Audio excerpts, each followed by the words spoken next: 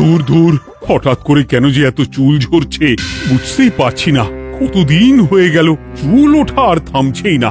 না, এমন হতে থাকলে তো মাথায় টাক পড়ে যাবে। না না না, আজ রাজবৈদ্যের কাছে পরামর্শ নিতে হবে। কি ব্যাপার মহারাজ, আজ আপনাকে এমন চিন্তিত দেখাচ্ছে কেন? জীবনে বড় দুঃখ গোপাল, মন মেজাজ একদম ভালো নেই। সে কি কি হয়েছে মহারাজ? গোপাল থাকতে দুঃখ কিসের? আর বলো না, মাথার চুলগুলো আজকাল ঝড়ে পড়া পাতার মতো পটপট করে ঝরে যাচ্ছে।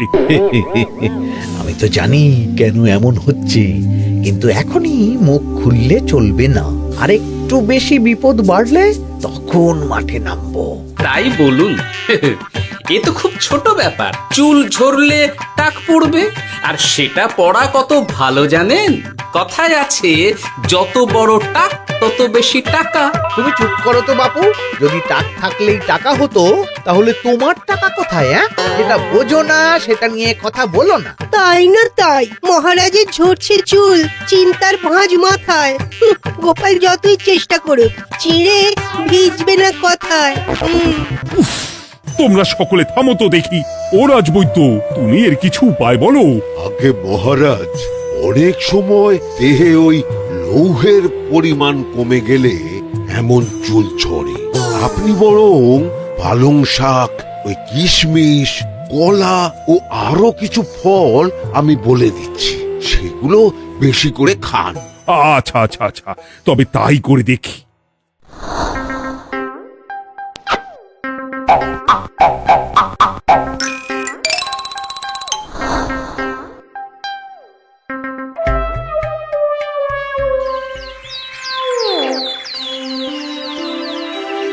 ও রাজবৈদ্য, তোমার কথা মতো শাক পাতা ফলমূল সবই তো খেলাম, চুল ঝরা বন্ধ তো হলোই না।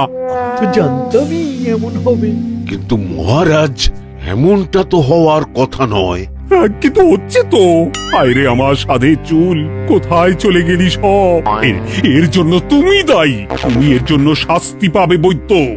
আমাকে আমাকে ক্ষমা করে দিন মহারাজ, এমনটা হবে এ তো আমি ভাবতেই পারিনি। কিছু মনে করবেন না মহারাজ, ছোট মুখে বড় কথা বলছি। কিন্তু সত্যি এখানে রাজবৈদ্যর কোনো দোষ নেই। ওকে শাস্তি দেওয়াটা ঠিক হবে না মহারাজ। দেখেছেন মহারাজ, গোপালের সাহসটা দেখেছেন?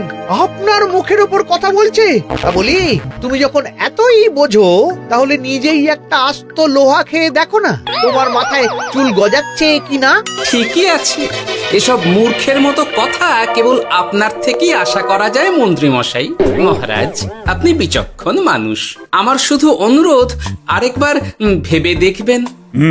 ঠিক আছে, রাজবৈদ্যকে আমি শাস্তি দেব না, কিন্তু সকলের জন্য আমার একটা ঘোষণা আছে। কি ঘোষণা? আমার এই কঠিন সমস্যা যে দূর করে দিতে পারবে, তাকে আমি বিশেষ পুরস্কারে ভূষিত করব। এই তো পেয়েছি। এই সুযোগ কোনোভাবেই হাতছাড়া করা চলবে না। এবারের সমস্যাটা সত্যি বেশ কঠিন। কি করলে যে মহারাজের চুল পড়া বন্ধ হবে, সেই উপায় মাথাতেই আসছে না। হঠাৎ করে কেন যে এমন হলো কে জানে।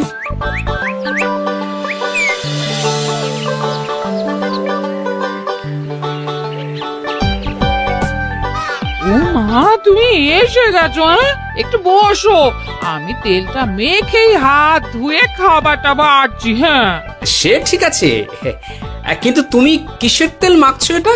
কি আবার মাথার চুলের তেল? এখানেও চুল, ওদিকে মহারাজেরও চুল ঝরে পড়া নিয়ে আমরা সবাই হিমশিম খাচ্ছি গিন্নি। আরে, মহারাজের অত সুন্দর কালো চুলগুলো ঝরে যাচ্ছে, এ তো ভারী দুঃখের কথা। সে আর বলতে। ওই জন্যেই তো আমি বাবা মাথায় এই জড়িবুটি তেল মাখি। এতে চুলের গোড়া শক্ত করে, চুলকে ভালো রাখে, নতুন চুল গজায় সব। হ্যাঁ। কি কি বললে? নতুন চুলও গজায়? সত্যি? হ্যাঁ। বাহ, তাহলে আর চিন্তা কি। আমাকে এই তেলটা একটু দিতে পারবে গিন্নি? মহারাজকে দিয়ে আসি। উনি বলেছেন যে ওনার সমস্যা দূর করতে পারবে তাকে উনি পুরস্কার দেবেন। ওমা, এই তাই নাকি? এ তো দারুণ ব্যাপার গো। নাও নাও নাও, তেলখানা নিয়ে মহারাজকে কাল দিয়ে এসো তাহলে।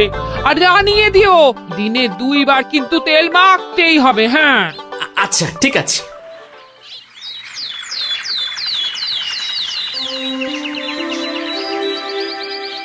কোনো উপায় খুঁজে পেলে তোমরা? আগে মহারাজ, আমি আপনার জন্য নকল চুল বানিয়ে এনেছি। যতদিন আপনার চুল পড়া বন্ধ না হচ্ছে ততদিন আপনি এটা পরে ব্যবহার করতে পারেন। সে তো বুঝলাম, কিন্তু নকল চুল তো আর আসল চুলে জায়গা নিতে পারবে না বিজ্ঞানী। আসল চুলের কথা ভেবে আমি আপনার জন্য কেশুত্তে পাতা এনেছি মহারাজ। আচ্ছা বেশ। তা গোপাল, খুব তো আগের দিন বকবক করছিলে, তুমি কি এনেছো শুনি? সেটা যথাসময়ে দেখতে পেয়ে যাবেন মন্ত্রী মশাই। এটা জড়িবুটি তেল মহারাজ, আমি এটা আপনার জন্য এনেছি। এতে নতুন চুল গজায় আর চুলের স্বাস্থ্যও ভালো হয়। আমার গিন্নিও ব্যবহার করে এটি, তবে দিনে 2 বার করে মাখতে হবে, তাহলেই ভালো ফল পাবেন মহারাজ। বাবা, তাহলে তুমি কেন মাখো না? আচ্ছা, আপনার সমস্যাটা ঠিক কোথায় বলুন তো মন্ত্রী মশাই? মহারাজের জন্য কিছু আনলেও কথা শোনান, না আনলেও কথা শোনান। সত্যি তো মন্ত্রী, কেন তুমি সব সময় গোপালের পিছনে পড়ে থাকো বলো তো? এরা তো তাও সবাই কিছু না কিছু আমার কথা চিন্তা করে এনেছে, তুমি তো সেটাও করনি। না আসলে মহারাজ, আমিও ভাবছিলাম আপনার কথা, কিন্তু থাক, বুঝেছি। আহ, দারুণ। তেলের গন্ধটাও খুব সুন্দর। গোপাল, তোমায় অনেক ধন্যবাদ। আশা করছি ব্যবহার করলে খুব ভালো ফল দেবে। একদম দেবেই মহারাজ। দূর বাবা, ভেবেছিলাম এক হলো আর এক। কোথা দিয়ে যে গোপালটা মাঝখান দিয়ে এসে নাক গলিয়ে ঢুকে পড়ে, খুব শক্ত পুরস্কার নেওয়ার। দেখাচ্ছি মজা।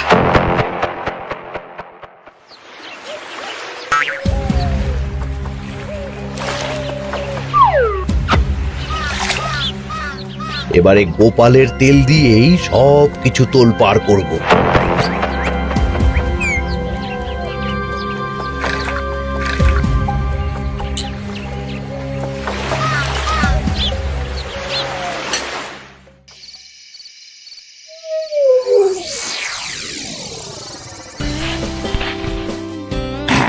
ব্যাস, হয়ে গেল 2 বার মাখা। গোপাল বলেছিল এতেই ভালো ফল পাব, কিন্তু এখন মাখার পর মাথাটা কেমন জ্বালা জ্বালা করছে মনে হচ্ছে। হয়তো নতুন চুল গজাবে বলে এমন হচ্ছে। কাল সকালে বোঝা যাবে। এতক্ষণে বোধ হয় ছোট ছোট চুল গজিয়েই গেছে। কি এটা চুল গজানোর তেল ছিল নাকি পড়ে যাওয়ার? হে ভগবান, যেটুকু বাকি ছিল সেটাও ঝরে পড়ে টাক পড়েই গেল। হ্যাঁ, গোপালই হলো যত নষ্টের গোড়া। আজ আসুক সভায়।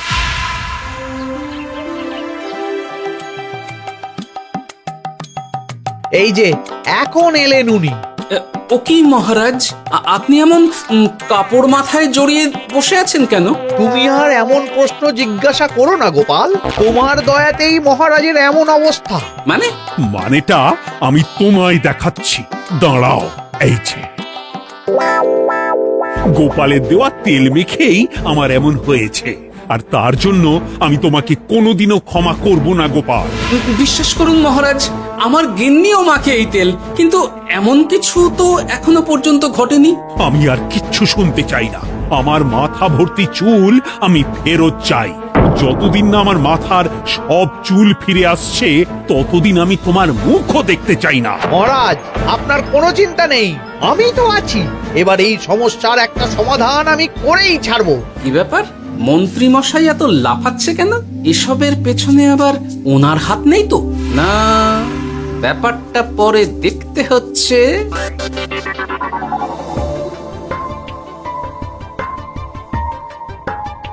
আমি বলি কি মহারাজ, এই সময়টা বরং আপনি নকল চুলটা মানে পর চুলা ব্যবহার করুন। হ্যাঁ, অগত্যা, কিছু তো একটা গন্ডগোল আছেই।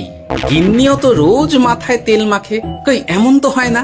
মন্ত্রী যদি কিছু করেও থাকে তাহলেও হাতে নাতে ধরবো কিভাবে? ও কি গো গোপাল দাদু, এখন এই সময় তুমি রাজসভা ছেড়ে এখানে? তোদের দাদু আর রাজসভায় যাবে না রে? কি বলছো গো? কেন? আর কেন, বিনা দোষে এমন শাস্তি। তোমায় শাস্তি দিয়েছে? তুমি শুধু বলো কে তোমার সাথে কি করেছে, বাকিটা আমরা বুঝে নিচ্ছি। আচ্ছা বলছি, কৃষ্ণনগরের মন্ত্রী মশাইয়ের বাড়িটা কোন দিকে একটু বলতে পারবেন? কৃষ্ণনগরে নতুন নাকি?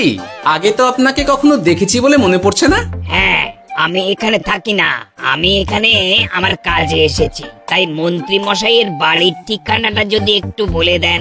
নিশ্চয়ই, এ পথ দিয়ে সোজা চলে যান, তারপর কিছুটা ডান দিকে গেলেই পেয়ে যাবেন। আচ্ছা, অনেক ধন্যবাদ। ভিন গাঁয়ের লোক মন্ত্রী মশাইয়ের বাড়িতে, ব্যাপারটা বেশ সন্দেহজনক লাগছে।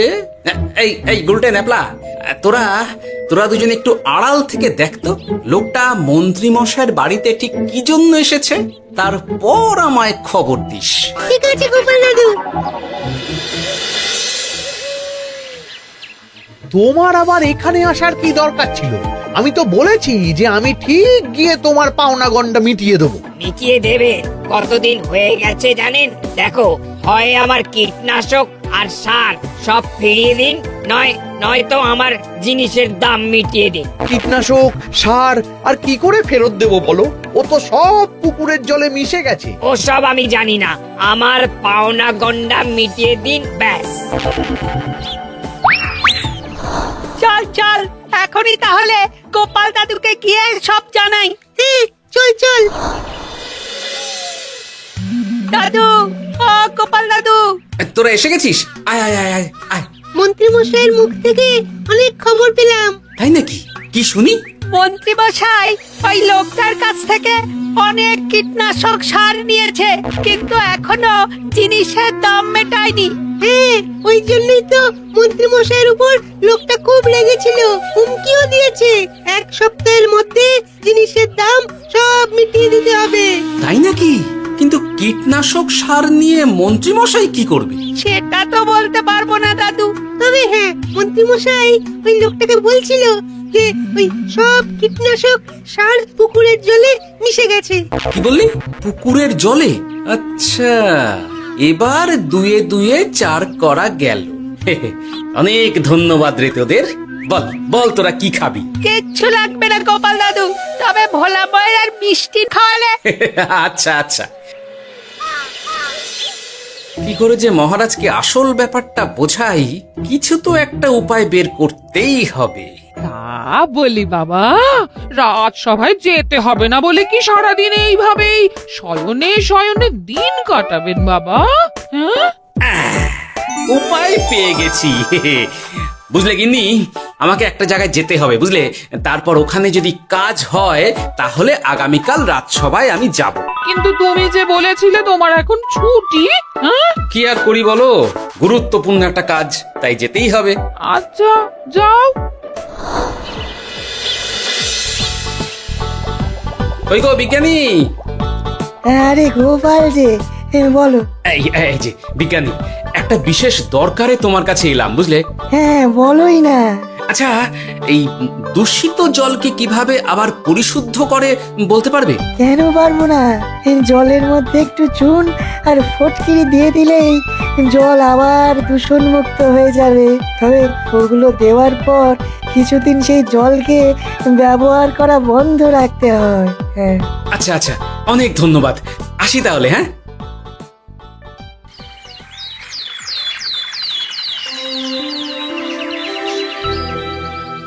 ছায়া পড়েছে, ছায়া পড়েছে। আমি বেশ বুঝতে পারছি তার ছায়া পড়েছে এখানে। কার ছায়া পড়েছে? আজকাল তোর মাথা থেকে অনেক চুল ঝরে পড়ছে, তাই না?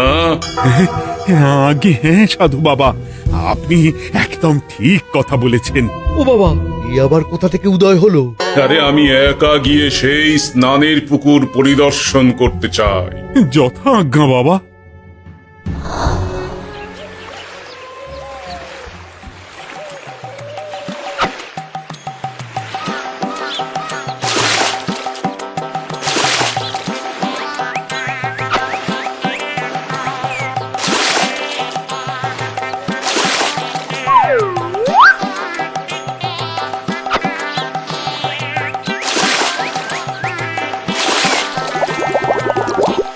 যাক বাবা, মোটামুটি সপ্তাহখানেক এভাবে থাকলেই পুকুরের জল আবার আগের মতো পরিষ্কার হয়ে যাবে।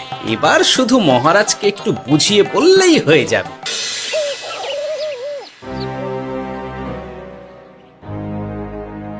কি বুঝলেন সাধু বাবা?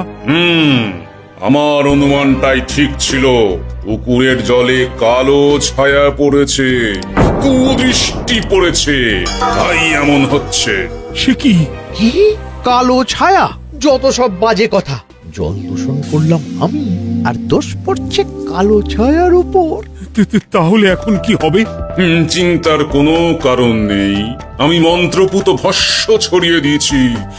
1 সপ্তাহ ওই পুকুরের জল স্পর্শ তো দূর, পুকুরের কাছেও যাওয়া নিষেধ। তাহলে আমার মোহরের কি হবে? যথাজ্ঞা সাধু বাবা।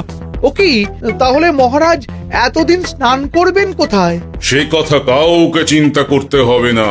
মহারাজের ওপরে কালো ছায়া পড়া জল পড়েছে, তাই আগে সেটা শোধন করতে হবে। আমাকে তাহলে কি করতে হবে সাধু বাবা? আমার শিষ্য গোপাল আমাকে আগেই এই বিষয় জানিয়েছিল। আমি তার হাত দিয়েই তোর স্নানের জল পাঠিয়ে দেব। তাই আগামী 1 সপ্তাহ সেই জল দিয়েই তোকে স্নান করতে হবে। কি গোপাল? দেখছো তো মন্ত্রী, গোপাল আমাকে কত ভালোবাসে। আমি ওকে কত কথা শোনালাম, কিন্তু না না না না, কাল থেকেই আমি আবার গোপালকে রাজসভায় ডেকে আনবো। আমি আসছি, আমার কাজ হয়ে গেছে। আর হ্যাঁ, তোর স্নানের পুকুরের চারিদিকে প্রহরীর বন্দোবস্ত কর, কাক পক্ষীও যেন ওখানে প্রবেশ করতে না পারে। আচ্ছা বাবা, আচ্ছা।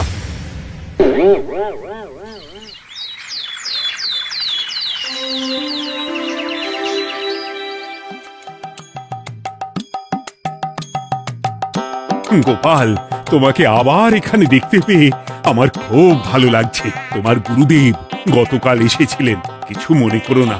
না বুঝেই তোমাকে অনেক কথা শুনিয়েছি।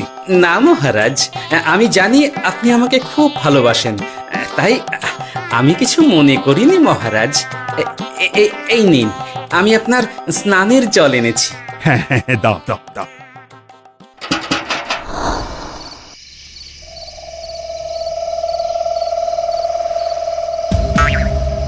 ও বাবা, পুকুরের কাছে যে গিয়ে দেখবো সে উপায় নেই। চারপাশে প্রহরীতে ভর্তি, তাহলে কি সত্যি সত্যি কালো ছায়া পড়েছে? ভালোই হলো, পাওনাদারকে বলে দেবো কীটনাশকটা জালি ছিল। হি হি।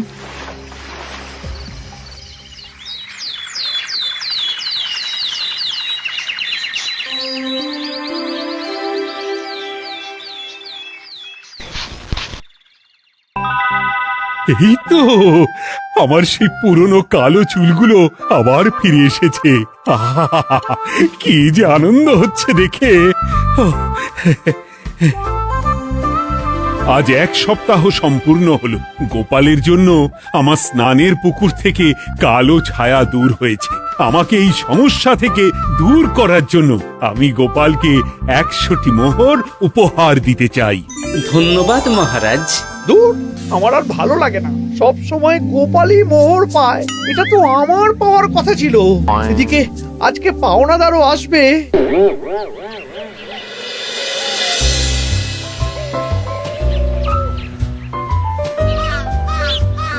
গোপাল দাদু, ওই লোকটা এসে গেছে।